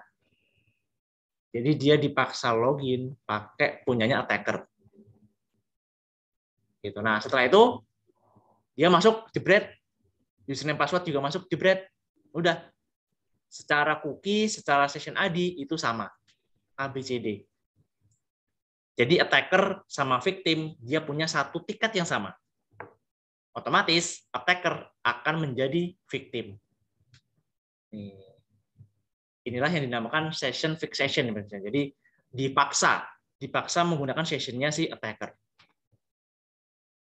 Gitu. Nah, yang terakhir Bapak sekalian, yang sekarang juga sedang sangat marak gitu ya di dunia web apps security, social engineering. Jadi yang diserang adalah orangnya, gitu ya, korbannya, gitu ya. Pakai trust dari korban, pakai ketakutan, pakai emosi, gitu ya, dan informasi yang sensitif, gitu, dari si korbannya. Nah, biasanya kenapa kok social engineering itu bekerja? Karena pertama ada kewenangan seseorang. Misalnya bawahan itu dipaksa oleh atasan. Itu karena ada authority. Terus mendapatkan intimidasi sama entah dari senior, entah dari atasan gitu ya. Terus untuk bukti sosial itu juga bisa. Urgensi, keakraban atau saling suka gitu ya. Jadi di antara dua belah pihak yang mungkin saling mencintai dan sebagainya itu juga bisa. Satu lagi trust. Mungkin dia teman kecil, gitu ya, teman masa kecil, teman sudah puluhan tahun, makanya dia trust. Itu penyebab social engineering. Nah, yang sekarang sedang hype ya Bapak sekalian, ini adalah fitur add yours nih di Instagram gitu ya. Jadi yang saya tangkap itu ada add yours-nya pertanyaan. Silakan spill ya, namanya spill. Boleh spill nama panggilan Anda. Nih, nama panggilan Anda. Nah, terus saya spill nih. Saya spill misalnya Karno, terus Nur, terus Cahyo. Gitu ya, misalnya seperti itu. Orang-orang kan taunya manggil saya cuma Karno. Gitu ya. Oh, ternyata ada nih orang yang manggilnya Nur. Gitu. Dan itu misalnya adalah keluarga dekat saya. Gitu. Nah, sudah nanti misalnya di WA ataupun di ini gitu ya. Oh, kalau misalnya akun Tokopedia kamu apa sih Nur? Nih. Wah, kok dia manggilnya Nur? Oh, berarti dia mungkin keluarga saya. Gitu. Makanya saya trust, saya percaya. Gitu. Jadi saya kasihlah akun saya. Nah, makanya jadi sekuat-kuatnya kita memang memblok dari sisi teknis, kadang yang luluh lantah itu adalah pertahanan manusianya. Gitu. Itulah terjadinya social engineering, Bapak sekalian. Gitu. Biasanya digunakan untuk profiling. Gitu. Nah, ini beberapa referensi saya, Bapak sekalian, selain tadi ya 3 textbook utama, saya ambil beberapa tadi dari miliknya Pak Romi, dari Alan Dennis, gitu ya, dari Albert Andres. Nih, tinggal dicari saja bukunya, Bapak sekalian, untuk meningkatkan referensi Bapak sekalian.